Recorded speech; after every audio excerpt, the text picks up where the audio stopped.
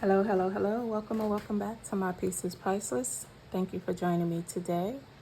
I hope you all are having an amazing day, but if not, there's still some hours left in the day to turn that around. First, I want to say thank you to all my subscribers and for all of my new subscribers. Thank you. I appreciate you all. Just a friendly reminder, I am doing a 500 subscriber giveaway. Once I get to the 500 subscriber mark, I will be giving out one of my A6 savings binder and some cash. The amount of the cash will be determined at the time of the actual winner announcement. So please, if you haven't subscribed already but you're watching the videos, please just take a second to click on that subscribe button. It doesn't cost anything. It is free 99. Also, for all of my continuing subscribers and new subscribers, please hit the like button. It really helps the channel get pushed out there so I can get new subscribers. So again, I thank you, I thank you, I thank you. Let's see, what are we going to talk about today? I hope you're all having a wonderful holiday weekend. Today is actually the 2nd of July. So this is a long weekend for most of us. I hope you get the most out of it. I have decided to just relax and get some much needed things around the house done because I didn't really have any particular way I wanted to go. And honestly, I don't like really being out in the elements during the holidays nowadays, so I am perfectly fine staying close to home, and I will still be able to enjoy the fireworks because we get a nice little view from where we are. So that's that. So now let's get into today's video. So like I said, we're in July now, so we're approaching a new quarter, which is quarter 3. So that means I'm going to recap to see what my debt progress was for ending quarter 2, which covers April, May, and June. Okay, so I know you haven't seen my monthly planner in a while. I don't bring her out too often, but she is heavily utilized. But for the purpose of today, this is where I document my progress for my debt payments and such, so I pulled her out for this video. I'm first going to start with just recapping quarter 2, and then I will jump into where we currently are beginning quarter 3. So this is not going to be too long and drawn out. It's going to be quick and easy. So without further ado, okay. So for those that have been around, you may remember this. This was my breakdown of the categories of debt that I have and things like that. So you all know that I'm a credit card user, but I advocate using it responsibly. For the most part, if I swipe my card, that means one of two things.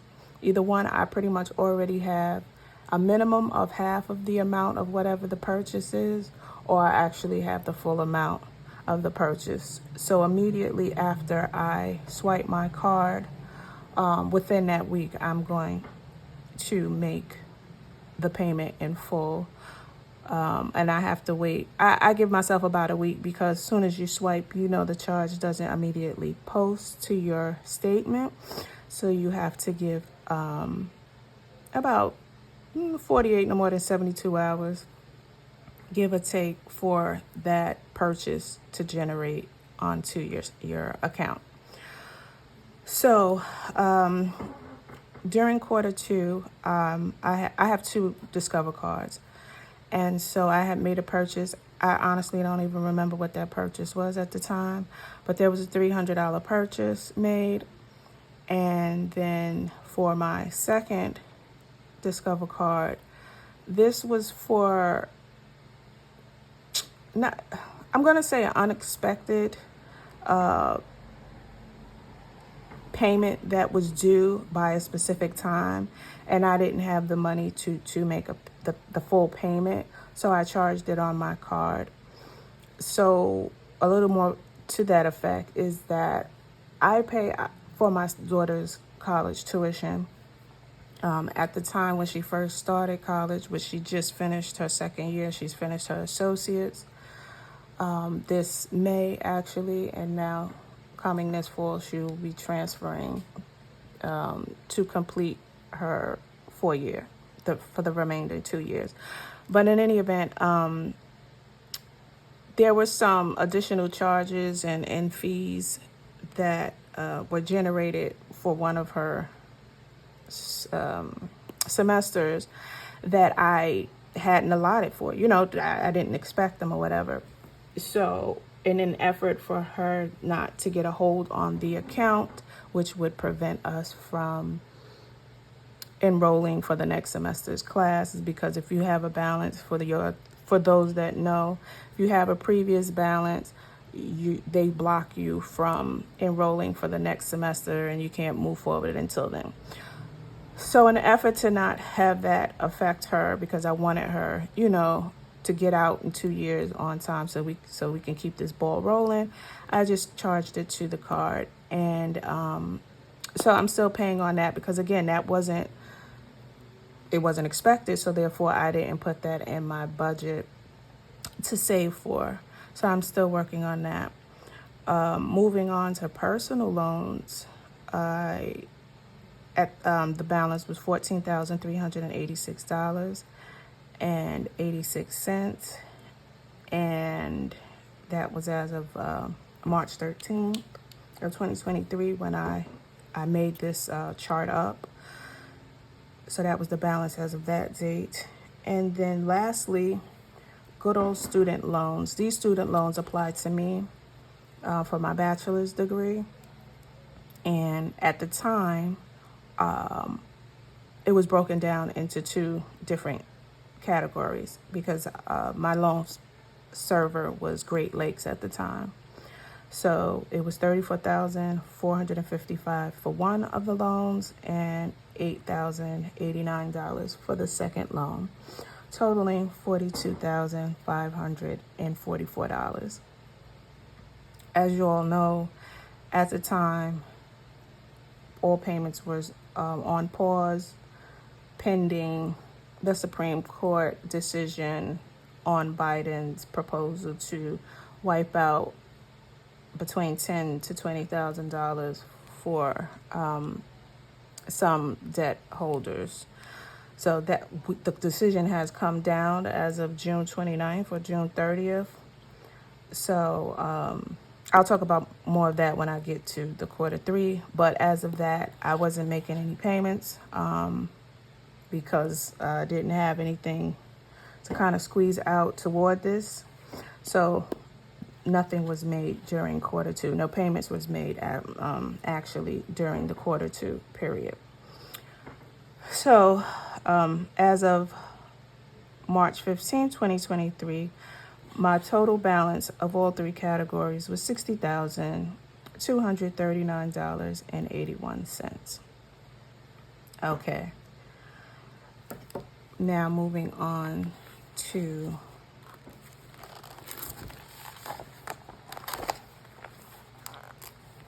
the progress that was made in Q2, because this is as of yesterday's date, July 1st. So this encompasses payments made from April through June to the ending of June. So for the credit cards, that $300, I wrote it backwards on this particular quarter, but I'll just start with the bottom one. The Discover for $300, that was paid off in full. So now we have a zero balance and $300 was paid off. For the second Discover, again, it was $3,008.95. Currently, the balance is $2,710.99, which I'll be carrying that balance into Q3. And the progress that was made was $297.96. And I would definitely like to make more payments towards this just to knock it out, the way, because as you all know, because I say it all the time, I don't like carrying balances on my credit cards. That's why I use them, to keep them active, and I use them responsibly. But because this was unexpected, there's really not too much within my budget to throw more to it so I can knock it down more aggressively. So, I mean, it is what it is. As long as I'm making payments, it will get paid off. And I was able to take advantage of a promotion that Discover was offering at the time to decrease my APR, which is annual percentage rate. I have very high interest rates on all of my cards, and that's because I messed up my credit many, many, many moons ago, and that could be a story time for another day. I've talked about this in one of my debt confessions back in March or January of 2022, I believe. So if you want to check that video out, you definitely can. But in any event, I had, damaged my credit way back in the day. And, after that, after I got out of that trauma, I was able to get my credit back up to par as it related to my credit card debt. And now my credit is great. But at the time when I was applying for cards, it wasn't. So they were charging me higher APR rates. And unfortunately, I've tried to call pretty much all of my cards to see if they can lower that, being that they see that my payment history is excellent and I stay within the recommended percentage range of payment rate, or rather usage ratio. But they said no. So it is what it is. So that's why, even more so, I make sure that when I use a card, I pay it before, the due date and before interest is occurred, because I don't want to deal with unnecessary added interest of, I have interest ranging from, I want to say 20 or 23.99 to 26 point something on my cards. And that's just ridiculous. So if I can avoid getting those additional percentages add to my statement, I'm going to do it. But in any event, so for, like I was saying, for this particular card, they had a promotion that for 10 or 12 months, I don't remember at the time what it was, it's between 10 and 12 months, I can get a lowered APR for 1.99. So that's why you see $10.99 as opposed to it being a 0% interest. It would have been $2,700 even that I would have had a current balance of. But I'll take 1.99, I'm grateful for that. Okay, so moving on to personal loans. I carried over, or I started quarter one with a balance of $14,386.86. At the end of quarter two, I now am carrying over a balance of $13,358.77. This is the amount that I'll be carrying over into quarter three. And I've made progress of paying off $1,028.09.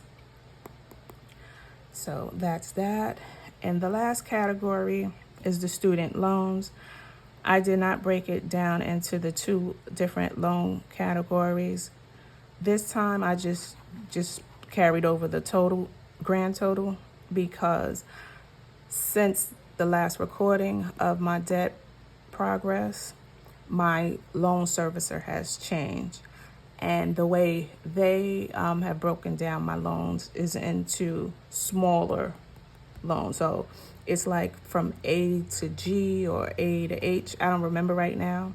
And I didn't feel like logging on right now and breaking them down to see how much each individual one was, because I know at the end of the day it's the same total.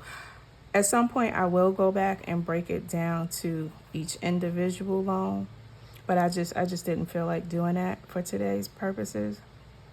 So again, the total that I'm carrying over is $42,544. Now that the decision from the Supreme Court has been made that they threw out Biden's proposal, payments will resume in the fall. If I remember correctly, when I logged on and created my account with my new loan service provider, I have to start making repayments as of October of this year. And the payments that they're saying that I would be required to pay are extremely too much for my current salary, or what I make now. Their calculations is based on excuse me, are based on what I was previously making pre-COVID. Oh my gosh, hold on, I have a tickle in my throat. I'm sorry. Excuse me. Yeah, so those calculations are based on my previous salary, pre-COVID, based on my old job, which I'm no longer at, which I was making twice as much as what I was making now. So I mean, I can understand the amount, but I'm definitely going to have to reach out to them in the very near future so I can update all of that information and give them my current income and things like that, so they can adjust what my monthly obligations will be moving forward, and the best course of action for me to start making the payments, whether that's income-based repayment or whatever other options that they have. But right now, to be honest, I don't have the mental energy to deal with that, because I know realistically with my current income, it's going to be a tight squeeze, because it already is a tight squeeze with, what my monthly obligations are now. There's always, well, not always, but in my situation, there is more that I have to put out, and I'm not bringing in as much. So it's definitely not an equal balance in that area. So, but I will definitely address that, because it is what it is. So as of July 1st 2023, my new balance that I'm carrying over into quarter 3 is $58,913.76. And just to recap, quarter 2 started with $60,239.81 minus the $58,913.76, and there was a payment progress of $1,626.05. So any progress in the right direction is much appreciated, and you should give yourself a pat on the back, whether how small or great that is, of the knocking that debt down. So as long as it's going in the down direction, I'm happy. Of course, I would like to throw more to it, but again, that's at this current moment, that hasn't been the case to do that. I am definitely trying to work towards finding ways to generate additional income so that I can put towards knocking down this debt faster.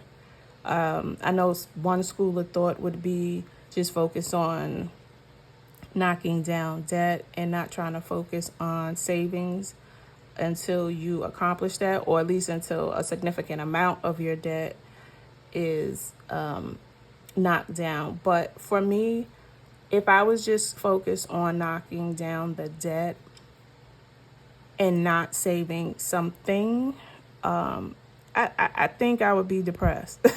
I have to see some light at the tunnel, and I can't just fathom me forking over my whole check to my monthly obligation bills, which is, the rent, utilities, groceries, your fixed and variable expenses, and then forking the remainder over to debt. Maybe if I made more, not maybe, I know for a fact, if I made more, I could throw some more to the debt. But that's not the case, so I have to work within my current reality. So to continue to make debt payments and to keep my mental sanity intact, I am going to work on debt and work on saving simultaneously, because my goal is to purchase some property, whether that be a traditional home or a condo. I'm not a condo, or a townhouse. Most likely, my goal is to get a townhouse because I'm a single woman. My daughter is pretty much out the door. She's in college. So it's just myself. And I'm not trying to be handy dandy Darlene around the house. I mean, yes, I will fix as much things that I can fix, but I don't want to have that burden on me to try to, get people to come in and fix repairs and stuff in the house. In the townhouse, I'll call up the maintenance people and they'll come and fix things, within their obligations. But in any event, I'm starting to ramble now, and that wasn't my intentions. I just wanted to come here real quick and give you all a quick quarter two closeout debt progress and let you know how I'm coming along with that. And hopefully I'll be able to throw more to it within the months of quarter three. But until then, you know what to do. Continue budgeting. Later.